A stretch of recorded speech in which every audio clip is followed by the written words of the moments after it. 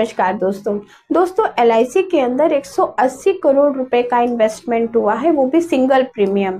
जीवन शांति प्लान के अंदर ये इन्वेस्टमेंट हुआ है। ये एक पेंशन प्लान है, इसमें आपको गारंटेड पेंशन दी जाती है। इससे कस्टमर को क्या मिलेगा? कस्टमर को हर महीने 1 करोड़ रुपए मिलेगा।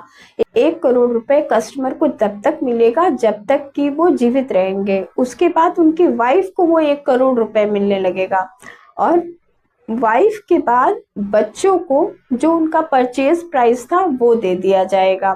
जो एन्युटी आपकी आज डिसाइड की गई है वही आपकी तब तक रहेगी जब तक आप जीवित रहते हैं या आपका लाइफ पार्टनर जीवित रहता है। तो अब आप सोचिए कि 180 करोड़ रुपए का इन्वेस्टमेंट कस्टमर ने एलआईसी के अंदर ही क्यों किया? क्योंकि उसको पीस ऑफ माइंड मिलता है, उसको गारंटेड रिटर्न मिलता है, उसको फ्लक्चुएशन नहीं मिलता, उसको मार्केट के रिस्क से कोई लेना देना नहीं है। जो कह दिया गया है वही जीवन भर मिलेगा। अब बहुत सारे लोग ये कहते हैं कि एलआईसी में बिल्कुल फायदा नहीं है, बिल्कुल रिटर्न अच्छा नहीं मिलता, एलआईसी में बहुत टाइम लगता है। वो खुद भी इन्वेस्टमेंट नहीं करते हैं और 2-4 लोगों को और समझाते हैं कि भाई आप भी एलआईसी में इन्वेस्ट नहीं करिए।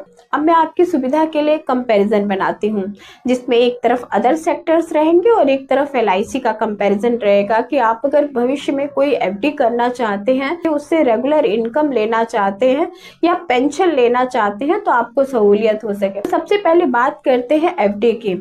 एफडी के जो रेट ऑफ इंटरेस्ट है वो बढ़ते घटते रहते हैं। इधर 3-4 सालों में देखा गया है कि एफडी का रेट ऑफ इंटरेस्ट घट रहा है।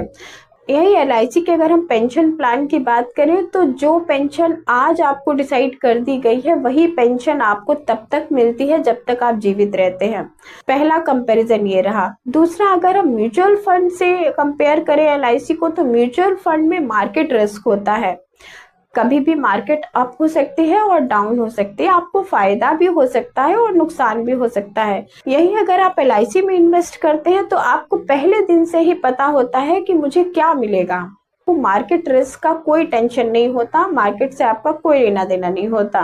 पीस ऑफ माइंड मिलता है कि भाई मेरा पैसा सुरक्षित है और मुझे जीवन भर ये पेंशन मिलेगी। अब एक क्वेश्चन मेरा आपसे भी है कि आपके हिसाब से ये 180 करोड़ रुपए का एलआईसी में इन्वेस्टमेंट सही है या गलत?